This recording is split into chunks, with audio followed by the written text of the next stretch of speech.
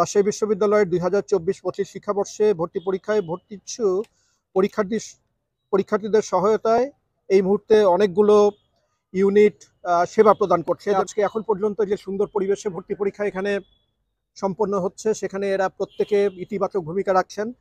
আমি খুবই খুশি যে এখন পর্যন্ত এরকম একটি অভিযোগও আমাদের কাছে আসেনি। শনিবার সকাল 11টা থেকে শুরু হয়েছে রাজশাহী বিশ্ববিদ্যালয়ে ভর্তি পরীক্ষা। রাবির 27টি বিভাগের এ, বি ও সি ইউনিটের মোট 4,323টি আসনের বিপরীতে 2,37,415 জন শিক্ষার্থী প্রতিদ্বন্দ্বিতা করছেন।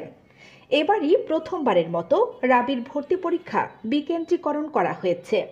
রাজশাহী ছাড়াও ঢাকা, চট্টগ্রাম, খুলনা ও রংপুর বিভাগের আঞ্চলিক কেন্দ্রে 12, 19 ও 26 এপ্রিল ভর্তি পরীক্ষার আসন বণ্টন করা হয়েছে।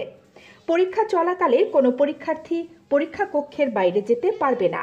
পরীক্ষা শুরুর 30 মিনিট আগে পরীক্ষার্থীদের প্রবেশপত্র সহ পরীক্ষা কেন্দ্রে প্রবেশ করার নিয়ম এবারও রয়েছে।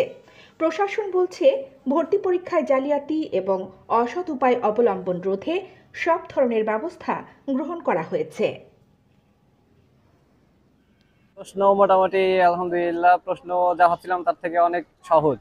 প্রশ্ন মোটামুটি সহজ আছে এবং দেখা যাচ্ছে 80টা প্রশ্ন থাকে, এর মধ্যে আপনার 60+ হচ্ছে আমি প্রথমেই দাগাই ফেলি।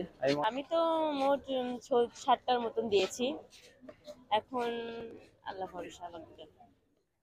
আমি অন্যান্য ভার্সিটিতে দেখেছি খুব ভিড়, রাস্তায় দাঁড়া থাকা লাগে, এখানে বসার জায়গা আছে, ক্যান্টিনে আমরা খাওয়া দাওয়া করলাম, বেশ ভালোই।